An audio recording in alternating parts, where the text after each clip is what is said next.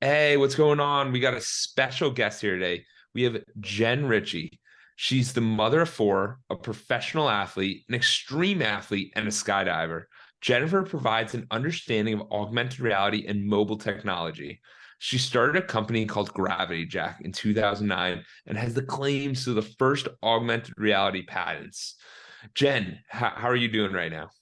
Awesome. Wonderful. Thank you, Jordan. Thank you for having me. Yeah, thank you for being on. I'm excited to have you on because what's going on with augmented reality is it's really interesting. Do you think it's going to take over the world? Like, are people never going to leave their homes again? Or do you think they're, what do you think about this? I mean, life in general should be balanced. There should be balance. Will there be people that never leave their home? Probably. I mean, I'd be lying, right? If I didn't say that. We have people who work with us here at GJ. They work all day on the computer, they code, and then when, they're off work, they go and they game and they're in their computer and that's what they do. That's what they like to do. And that's their choice. So do I think that they should be locked in a technological digital AR VR world? Probably not. Do I think some will? Yeah, I do. Yeah, and you bring up a good point. There's people already there today. Like, people are Yeah, concerned about this, but there's already a lot of people there currently. So, totally. They get the Jen, groceries online, food, everything. I mean, I think in my opinion, I feel like COVID expedited that where people are like, I don't want to go outside, I don't want to see people, I don't want to do that. And there's a lot of people who went to that, 100%. hey, I'm just gonna live my life and be my organism. And but I think together we're stronger for sure. So Hmm. Jen, for you, where did your journey start? Because you have a pretty interesting one. And where It's a where did little that all all over begin for you? with my journey with tech No, just your life. Where did it all in general. begin? And then how'd you get into tech? Okay, so I'm from Southern California originally, and actually met, you mentioned I skydive. So I was skydiving down in California and met my husband there. He lived in Washington State and was down visiting a friend. And, we met, we jumped, I moved. And then I moved up to Washington State. And I was actually on my way to becoming an attorney. My dad's an attorney, my brother's an attorney, grandpa is kind of from a line of attorneys. And when I moved to Washington, I was in college when kind of shifted into the tech world and helped found Meta Software in 2002, which is more of a PC dev company. And I did a lot of the Yeah. finances behind the scenes stuff. And then 2007 went on Wait, to a different gaming. Okay. yeah, real quick. So how old were you when you're skydiving and you meet your soon to be husband or like down the line husband? 19. So as soon as I started jumping the year before. As soon as I turned 18, knew I wanted to be a jumper. I went and jumped, and then saved up money to come back the next year to get my license. So Real. And what do you enjoy about skydiving? What is so incredible about it? Because I like there's the iFly areas, which are really cool. Like there's elements the of learning tunnels, about it and flying. yeah. Yes, exactly. I've never done real skydiving though. Like Yeah, what it's like so fun. So when I first started or knew I wanted to, I was like 11 years old, and my grandpa, I went out to the field in Edwards Air Force Base. My grandpa came down on a big round, hit the ground like you would have thought, and I went running to him. I just found a picture about a year ago, and I'm running out there, and it was from that day on. I always knew it. So I tried to be a jumper at 15. Like, if my parents would sign a waiver, could I? They wouldn't. So I had to wait till I was 18. There's just a freedom in it. yeah, There's just joy and yeah. a little bit of unpredictability. I'm not like it's ground rush, I'm gonna die. That's not never been me. It's more of just like a fun, you have a short amount of time to do whatever you want to do, to play whatever you want to play, because you've got about a minute where you have to pull that chute and land. And it's just the thrill of it. But I ride sport bikes and speed and a little bit of an adrenaline junkie, I guess. Well, it's incredible. It's cool because most of the time, what I find is there's a lot of people that are so stuck in their roles. They're so stuck in their life. And Yeah. most people don't have great hobbies like that. So, what do you think would be a good value to them? Not saying everyone's got to go skydive tomorrow, but what do you think it is? Like, what was the way for you to find your hobby? Because I think it's super beneficial for people to have different areas of life because it Mhm. allows it to be a lot more fulfilling. So I used to say try everything once, and I changed that to try everything twice. Not everything, most things. So you try it the first time and it's like information overload. And then the Yeah. second time is like, whoa, what's really going on? What's happening? Like a skydive or a bungee jump. I mean, statistically, you're fine. You're more likely to get in a car wreck driving to work tomorrow than you are having something happen in a skydive. So give it a go. Why not? Why not try new things? And if that's a little too much, take it down a notch. Go to the sand dunes, ride a dune buggy, get out. That's why I love the Pacific Northwest. There's 4 seasons up here, very defined textbook seasons, and you Yeah. never know what you're going to get. Like right now, it's a sunny day. Yesterday it was pouring rain and like 40 degrees. So this is a day it's like, I better go for a run or I'm going to Yeah. go get my bike out and go for, go cycling or something. So it's very much like seize the moment when you can. And if I you're in a love it. rut, got to turn the trajectory, get out of it. Yeah, no, that's 100% an incredible takeaway because for anyone in the audience, like we can be bogged down by life so much, but going outside and like doing something different can change everything for us. It can change. Everything. Yeah. Everything. Yeah. So And there's something that says physiologically too. What does it do? I mean, shoot, even if it's just a new workout, go to the gym, lift weights you've never lifted before. I don't know. I'm all about like variety, trying new things and not being full of fear. yeah, I love that. And it also it stacks your experiences. So when you Totally. do that, people don't realize, but it's this thing called like a memory dividend where you Yeah. can connect with someone on a level because they're like, hey, I went skydiving.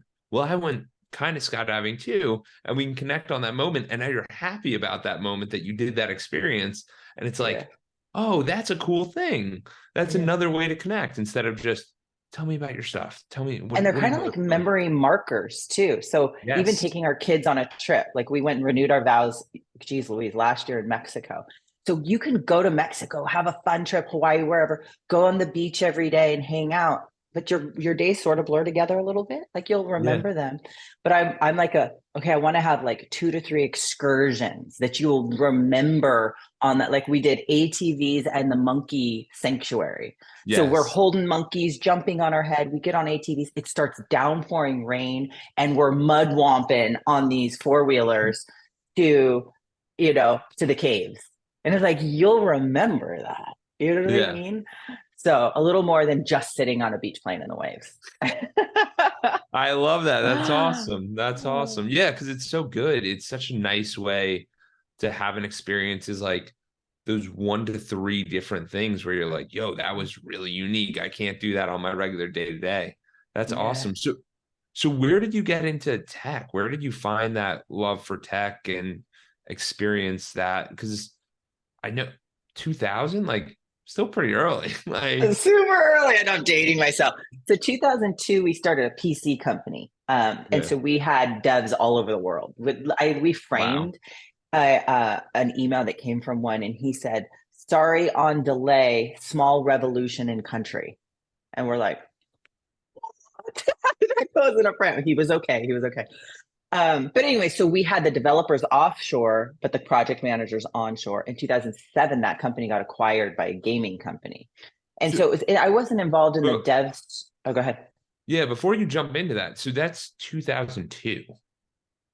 That is way before remote work, VAs. Like Totally. I feel like you are 10, 20 years ahead of everyone.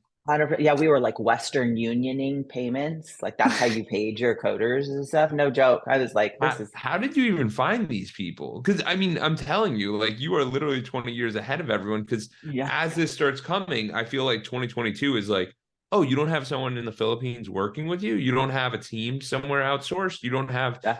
people working with you because it's just the company's just gotten much smaller and it's much more global. And there's PayPal and there's easy ways to pay. And Yeah. Which is ironic because Gravity Jacket, we were founded in 2009 and we do not outsource overseas. We never oh, have. really?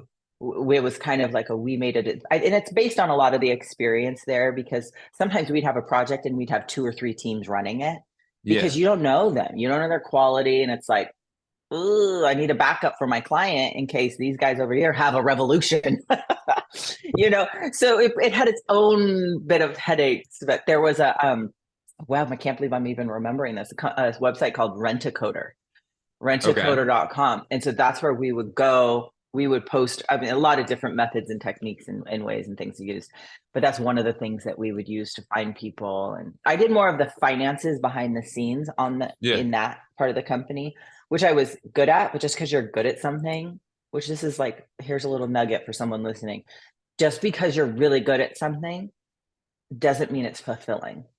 Yes. And just because you're really good at, if you're really good at something and you're stuck there and it's not fulfilling, you don't have to stay there. That would Yeah. be my thing. Like, and it was a realization where I was like, I didn't really like this though. And so then when we shifted into the gaming company and then with Gravity Jack, the idea of, just to answer your question too, you watch an idea of what somebody wants done or what we want to create for a client, and you get to watch it just evolve.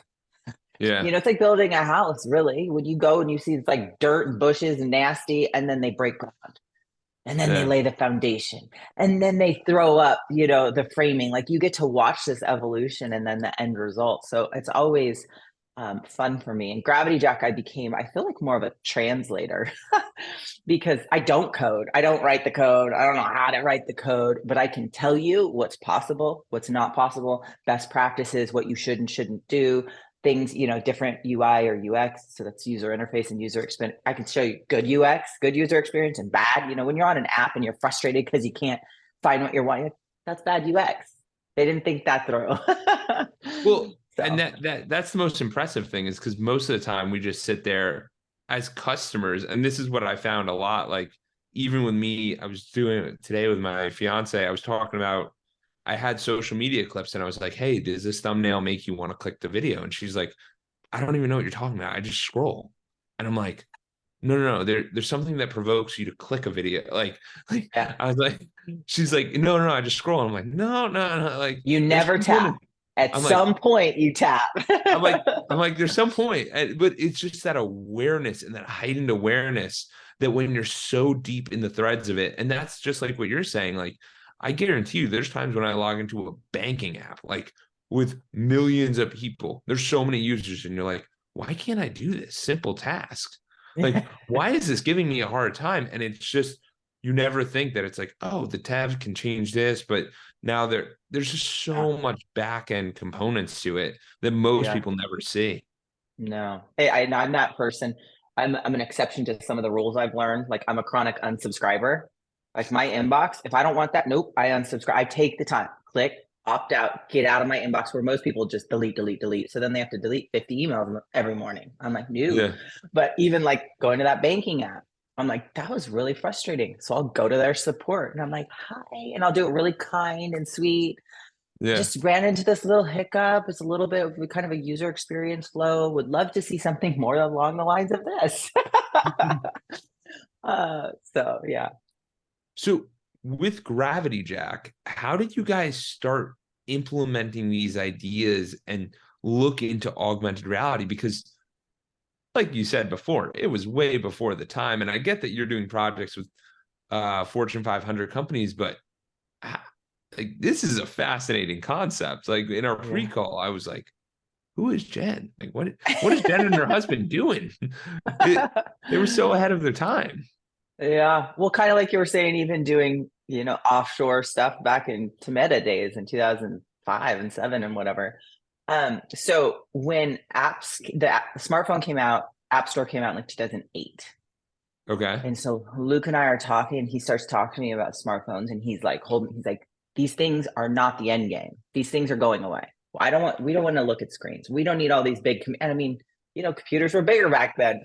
Yeah. He's like, we don't need all these screens. He's like, eventually we're just going to look up. We're going to throw something on our face, look up, and we'll just be typing on our kitchen counter and you'll see a screen. And I'm like, what? Unpack that for me. Unpack that, and he starts unpacking it. And over the years prior, he would come up with ideas, tech ideas, and he'd tell me about them. And I just kind of wrote them off. And then he would open up some tech magazine and he'd be like, remember that thing I was telling you about? Look right there. I said that a year ago or 2 years ago. And I'm like, whoa. So there was a consistent pattern of him just having that gift of seeing where tech's going to go. Yeah. Like, I can see the trajectory of where it's going to go. His timing is always off. 100% of the time, because for him, it's like, it makes sense. So it should Yeah. be done in like 2 years. But there's so many factors between hardware and users getting on board and platforms, money, all kinds of stuff. Anyway, so he's talking about AR, and I was like, again, I have the legal background, I have the passion and understanding from a legal perspective. And I'm like, okay, we need to look into this. Like, there's nothing, Yeah. we need to look into patenting this thing. If this is the And, trajectory of where these things are and going. what is augmented reality, just before we go any further? Yeah, so the simplest definition for me, augmented reality is putting digital content into your real world through a viewing device. Okay. So a viewing device can be a headset, it can be a mobile phone. I mean, it could be this computer, right? So Yeah. if we're sitting here having this video call and antlers pop up on my head, the Yes. antlers aren't really here. They're Yeah. digital assets being put into the real world because this is my scene right here and now. That's augmented reality. So if I take my phone and I want to see what does a couch look like in my living room, and I tap the screen on my couch and place it, I can spin it around, change the textures, and ooh, I want to buy that. That's augmented reality. Yeah. So the reason I bring that up is for the audience. We're Yeah. seeing this starting like probably the past year. Like I've started to notice it. There's the Oculus by Meta. So it's like a headset that you can wear and it kind of interchanges. There's in the Amazon app, you can see clothes on, you could Mm-hmm. see the rug in your floor. And like I it's interesting because you sit there and you go, wow, tech's here, tech's really here. But this has been going on for years. Yeah. So in 2010, so we got the patent, started getting the patents in 2009, 2010. And we were at an angel investor meeting, and there's, I don't know, 150 people. And when you're speaking, you're doing speaking events, you want to pulse your audience, especially with tech, because that's why when I say I'm the interpreter, I don't know if they know nothing about it or if they're super savvy. You're kind of going in blind. And so I go in and I was like, okay, how many people here have heard of augmented reality? Not one hand. And I'm like, And these okay. are the people on the cutting edge. Well, I wouldn't say that. No, they were angel investors. I don't say Okay. that in a negative connotation. They just Yeah. invest in early things. It could be real estate. It could be all over Okay. the map. Okay. But they're investors, so you'd think they'd be in a little bit. I thought I see a couple hands, none. And so I was like, oh, all right. And this is 2009, 2010. How many people have a smartphone? I'm thinking at least 90% of the hands. No, it was like Really? 25% of the hands went up. And I was Wow. like, oh gosh, break it down. And it was good though. So have this talk, and one of the head angels comes up after and he's like, this was so exciting, so fun. For the future, because they're looking at, am I going to invest in the now? Is this thing in this company? Because there's multiple companies that came up and spoke, Yeah. and they said, this just isn't something that's going to hit in our lifetime. So we're going to have to pass, and I'm like, really? A few years later, saw him at some other event. He did come up because a little bit more of AR was out there, and he's like, "Okay, I was wrong. It's going to Yeah. happen in our lifetime, kind of thing." And I was like, thank you for acknowledging that." Well, that's one of the coolest things, and that's the hardest thing about that I see a lot of is each time inside of new transformations, new ideas, whether it's bringing in credit cards to restaurants, whether it's trying to bring in NFTs, whether it's entering the crypto, everyone is always bandwagoning and hopping on the next big wave, quote unquote. You guys have Yeah, been here for 10 plus years. yeah. Like So it's a cool. very different perspective. It is. We were in Singapore a few weeks back, and it was super. This was like, I don't know. For me, I was just like, oh, this is awesome. Because so we're in Singapore. Long story short, Luke had given a business card to somebody for him to email him something. And so he gives it to his assistant, who actually happens to be his son. And I mean, he looks like he's like, I don't know, mid-20s, early 30s, something like that. And the next morning at the breakfast at this event, and it's not a tech event, by the way, at all. Yeah. So this is even cooler. He comes up and he's like, you guys are Gravity Jack? And we're like, yeah, thinking he's going to talk about the email or whatever. And he goes, I've been following you guys for 13 years. Oh And we're wow. like, what? And we get this every once in a while, like at different, usually they're tech conferences though, like, oh, nice Yeah. to meet you. Here's my business card. And they're like, oh, Gravity Jack, I've been following you. And he said, I've been following you guys for 13 years. And we're like, no, really? And he's like, yeah. When I first started hearing about augmented reality, I went on the USPTO, the US Patent and Trademark Office website, and started running searches, and your guys' name was up because we're so early. And then other patents have to reference us as prior art because we were there before them. And it's all these things. He's like, yeah, I've been following you. And I was like, oh, he's like, what's going on in the company? And we had mentioned, oh, well, we're doing this. We just had our first public offering, and as a crowdfunding, he goes, oh, Reg CF. And we're like, yeah, which is a regulation crowdfunding. And I go, yeah, we're on this platform called Start. And he finishes startengine.com. I'm like, who are you? So he is an SEC or a securities attorney. Oh, So that's wow. kind of his passion, his wheelhouse. So he follows things and people, companies he's interested in, or excuse me, more things or technologies he's interested in. He'll follow the players in the patent space. But I was like, that was cool to meet somebody across the world who's been following, who knows who we are, and B had been kind of following where we were going. That's Yeah. pretty cool. I mean, and that's the amazing thing that I want everyone to take away, that not, hey, you have to do augmented reality, but if you do something in your own lane, it carries so much further and it allows you to be an authentic version of yourself. And people are striving to get near authentic because there's a lot of inauthentic in the world right now. 100%. I agree with that. I love that. I always say, sometimes I'm like, I'm transparent to a fault.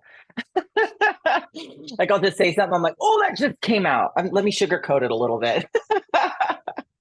So for you, what was it like working with your husband? Because I at Edwards Consulting, there's 5 pillars. It's mental health, physical health, community service, philanthropy, spirituality, and relationships. And most of the time, people are not working with their significant other, especially in a startup land, in a new venture. So how did you guys think about that? Because that is a challenge that a lot of people face.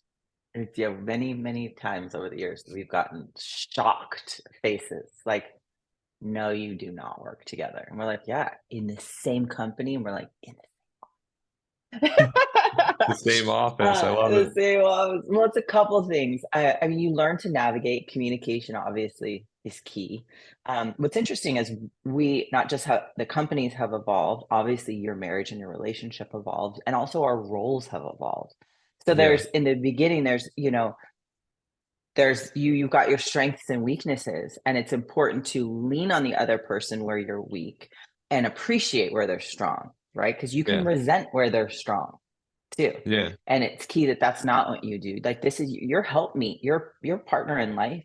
That's your help meet. They're there Yeah. to help lift you up, to encourage you, to be there when you need them, when they're strong in your relationship, but also in business, right? So when you have good working relationships outside of marriage, they're there helping each other and saying, hey, what do you think about this? What do you think about this? Leading where they're supposed to lead and follow where they're supposed to follow, frankly. Even as a CEO of a corporation, you follow some of your under management, right? That's the area that they're running. So you kind of, they may not be your boss, but in that realm, they know more than you. and appreciating that in a positive way. So I think with Luke and I, it's been a lot of that, where knowing, hey, this is my area that I am leading, and not just respecting that, but encouraging that, and vice I versa with the other part. Well, I think that's just so healthy in every relationship because you have to Yeah, realize you can't have two like you're gonna have two A players, but in two different areas. Like yeah. one person might excel at cooking, one person might excel at eating. That's probably a good relationship. It's simple. It's simple, but it's true. Like you don't want no one likes when they're the cook and then the other person comes in and they're like, let me show you how wrong you're doing this. That doesn't Yeah, make anyone feel good. but to your point, if I cook a really good meal, I don't want someone to just eat it. Yeah. If I'm being honest, I would really like some feedback. Like, Yeah. oh, this is so, like, I say this like you would, like, so good. Da, da, da, da. Now at the same time, I'll say, let me know if is this a make againer? Like, oh, this is good, but let's not put it on the docket. So that actually is so important because I didn't even think about that. But like I usually cover breakfast. So I'm making breakfast and I'll do like little iterations where it's like, hey, we might have toasted it a little longer. We might have done that. And I go, give me real feedback. And when someone says Yeah. it's good, I go, that's not real feedback. I'm like, Madison, we need better. We need 5 to 7 responses about how you're feeling, flavor, like, because I go, dude, don't give me good. Good is equivalent to fine, and fine is terrible. Yeah. Like, Well, I told him early on, and that's why I said transparent to a fault. Like even like fitness stuff, it'll be like, well, to each other, it'll be like, I want like a little bit bigger shoulders, and he'll go make it happen. And he's like, you make your backside a little bigger. I'm like, I got you. Like you work it and you modify it, but you have to have a good heart about it. Do you know what I yeah, mean? So with the food, if it's like, it's a little over toasted, cool. Next time I won't toast it as much because I want it to be the best it can be. And it's not well, like you over toasted it. You know what I'm saying? well, it's the communication of Yeah. not that I'm better than you or anyone thinks anyone's better, but it's more of a happy communication of like, hey, we're looking at getting better. Here's how we're Yeah. going to get better. Yeah. And I think that's really I always say helpful. that there's always room for improvement. Yes, And I don't mean that in a judgy way. It's just kind of true, right? absolutely. Absolutely. So tell us a little bit about what's it been like working with these Fortune 500 companies? What have you guys been doing at Gravity Jack? What is something where people might understand it, where they've seen it? How Yeah. does that work? So it's different.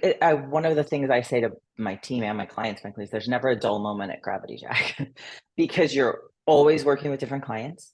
You're working with different technological platforms, different devices, different timelines, different executions. Really, every project is so unique and so different.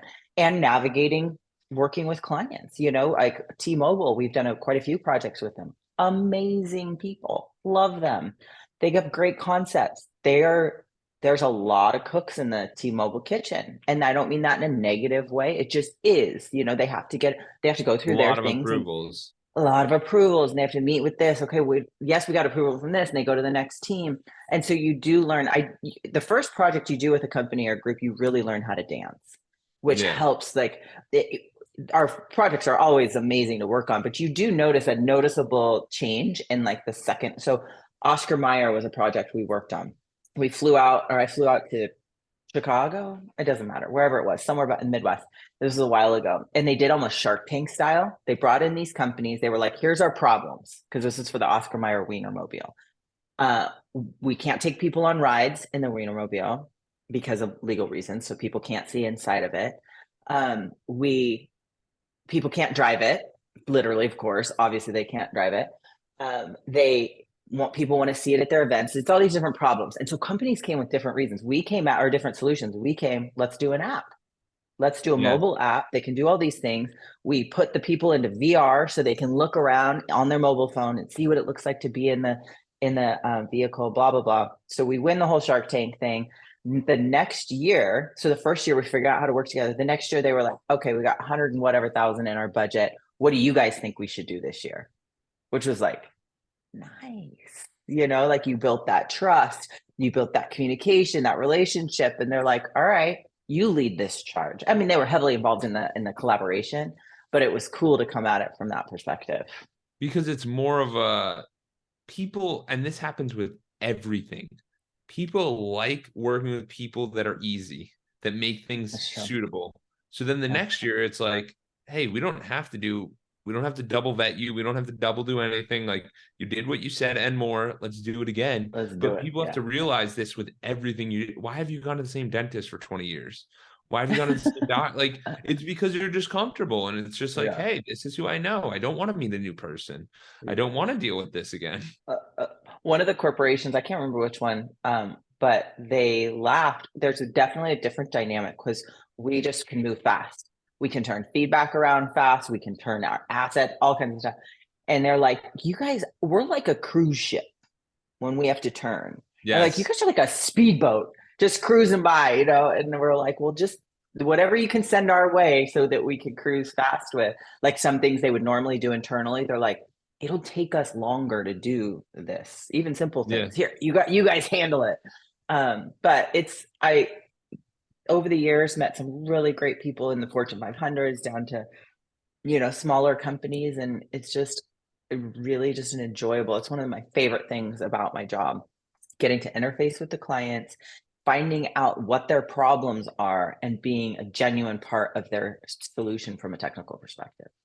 Yeah. No, I love that. I love that. So where do you think augmented reality is going in the next like 5, 10 years? Yeah. Well, kind of back what you were saying before, where it took what people a while. Like you feel like it just this last year, AR has been coming. With software in general, you're handicapped by hardware Okay. because there's things that you can do. Like your imagination can go wild on what we can do on a Okay. computer. Well, I need a supercomputer to be able to render those things to do it. Okay. You Okay. know, I was a that little confused for a second. Yeah. yeah, you're limited by the compute power of the devices. In our world of augmented reality, you're limited by some of the sensors or the cameras, how fast it can display things. In early days of augmented reality, now you place your couch down and it snaps and it's there. Early days of AR, the asset would like jiggle often, like you'd have to hold your phone so steady Yeah. or else the thing would jiggle. So a lot of that kind of stuff, because now it uses sensors Yeah. and things to detect the plane. So as things start to evolve, to answer your question, I think wearables is going to be, well, two-pronged. One, people are starting to really understand not just the funky fun part of AR, but actually the fundamental ways it can change how we do things in life.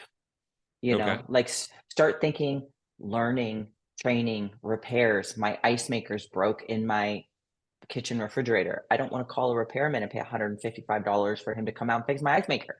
If I could hold up my phone and it says, it detects my refrigerator, tells me to open the freezer, to pull out this particular filter thing, to walk around to the back and adjust a hose. Like it's literally step by step overlaid right on top, to where all of us, all of, I don't want to say we're average, but in regards to Yeah. knowing how to repair an ice maker, I'm an average person. For But sure. that it augmented reality allows us to then become subject matter experts.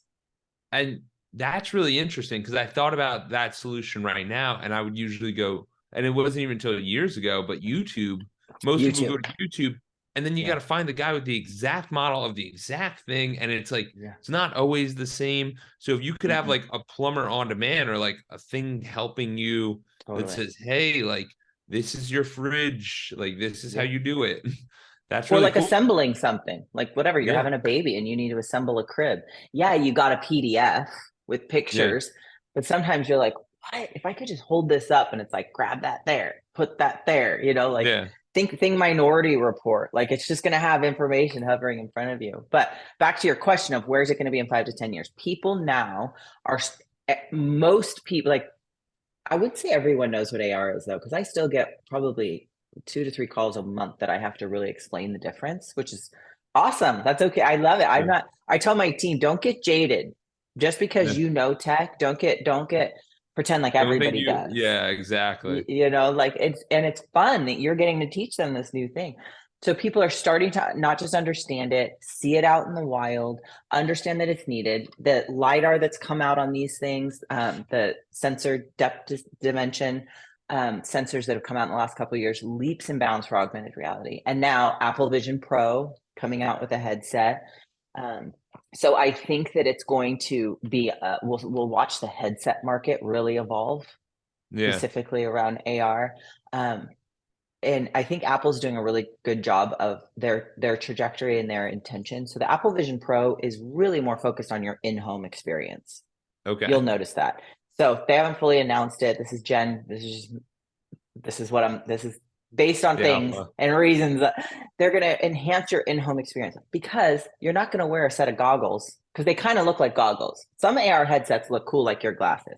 Like Okay. once we get to glasses like you are wearing, Yeah. that I'm going to wear those around town. I'm going to go Yeah. to the mall. I'm going to go to a restaurant. Like they're cool looking, comfortable, smaller glasses. Like the Apple Vision Pro look like a pair of ski goggles. So you're not going to go downtown, walk around in ski goggles. But Apple Vision Pro is going to augment your space. I'm going to be able to put them on here. I'm working at my office. I can have monitors, computer monitors over here. This is my personal stuff on my calendar, whatever I'm working on. Keyboards here. I can have art on my walls, recipes and stuff for cooking, things like that. So it's going to change the way that we interact in our homes Yeah. digitally with AR. And then as the headsets evolve, we'll take that outside, you know, into the wild out there. But Interesting. think like digital twin.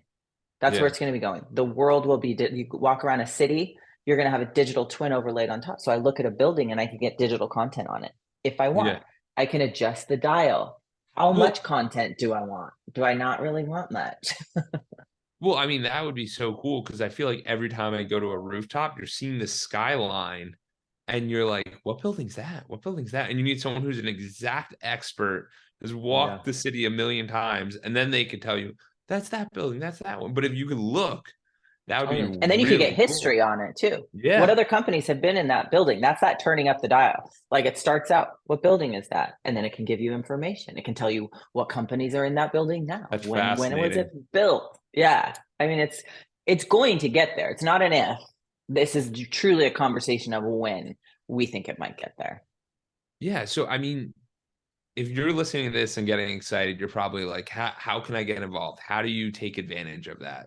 So, what are the revenue streams of Gravity Jack slash how can people get kind of involved in this? Because there's not too many AR idea. Like, I guess you could buy Apple stock. I guess you can buy Facebook stock. Like, I don't know. Yeah. So we just launched our first public offering. Gosh, I want to say 6 weeks, maybe 4 weeks. Don't quote me on time. Life's been blurred together recently, but just recently launched a public stock offering. So it is an SEC regulated public stock offering. It's kind of like a tier below an IPO on the stock exchange Okay. because it's a crowdfunding. So it's called a Reg CF or Regulation CF crowdfunding. And that is on startengine.com. So you can go to Start Engine, search for Gravity Jack, and we will pop up there and you can literally become a shareholder in Gravity Jack. Now, when you go there, Gravity Jack has three revenue stream kind of areas of the company. We have our traditional AR, VR agency we've been doing for 14 years. We do have our patent licensing. So we have a team of attorneys running that vein. I mean, there's Blipbar's licensing our tech, Eighth Wall, which is a web AR company owned by Niantic, L'Oreal Makeup Company is licensing, and tons of makeup companies have letters, and we're in talks with them right now. So there's that revenue. And then we are actually, the use of funds for this raise is for an augmented reality mobile game that we will be developing called War Tribe.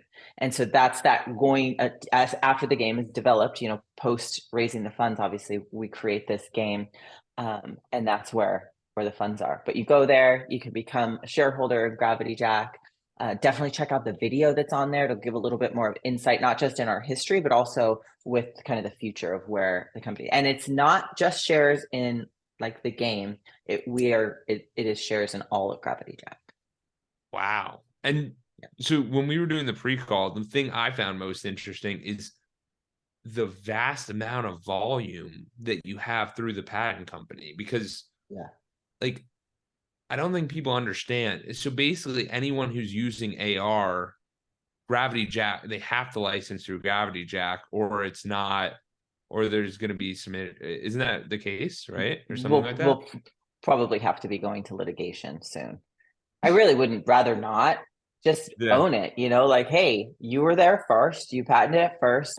Here's the money for the licensing and move on. But there are companies attempting to, they don't want to pay, Take especially the advantage big of it. But dogs. either way, that's a Yeah. great profitability Yes. Yeah. way of, yeah, it's a great income stream because it's like, hey, we Yeah. already have the tech. We'll Yeah. we'll And help you it's only implement going it. to be growing. Yeah. Absolutely. And then tell us more about this game. What is this game Oh, exactly? so much to it. So it's a mobile augmented reality game, iOS and Android. It will have Apple Vision Pro elements Okay. inside of it, but you like just for enhanced gameplay though. You don't have to have the game or the Apple Vision Pro to play the game. Now the difference between our game versus something like Pokemon Go, which is great. I mean, they did a good job. You don't have to have the AR element to play Pokemon Go. It's like if you want to turn it on, you can, and that's fine. That's their strategy. There are pieces in this game you have to interact with the AR in order to have the gameplay. So the lore of it is there are two artificial intelligence. You have the evil AI Azazel and the good AI called Yaman. And Azazel is trying to destroy all of humanity. He doesn't like us, wants to take us all out, and he's in the year 2133 and he's trying to destroy us now. I mean, so there's this like apocalyptic 2133 type world where there's not many of us left, but the Yaman is saying, fight now. fight in the year Yeah. 2023, fight in the year 2024, join together all of Yeah. humanity to fight him. So there's a lot of cross-border encouragement, especially with the Yeah. timing of it too, and all the fighting that's happening globally. It's like the governments are fighting, but not Yeah. all the people are bad. Yeah. Like there's good people in every single country on this planet. And what does it look like for us to be on the same team? Let's fight together. This Yeah. thing is trying to kill us in the future. We got to fight him. And so there's all kinds of quests that will be happening in game that will encourage people to be physically together. Some of the Yeah. quests, like you join together physically to accomplish something, or they could just be, different types of technological quests. And when you have teammates in other countries, you Yeah. actually get enhanced gameplay. Oh, So if wow. my team members in South America, whatever, Hong Kong, Canada, because my team members are in those countries, they can send me weapons or clues or hints or Oh, things cool. like that. So you don't want to it's not about just having your little niche here. You want your teammates to be global.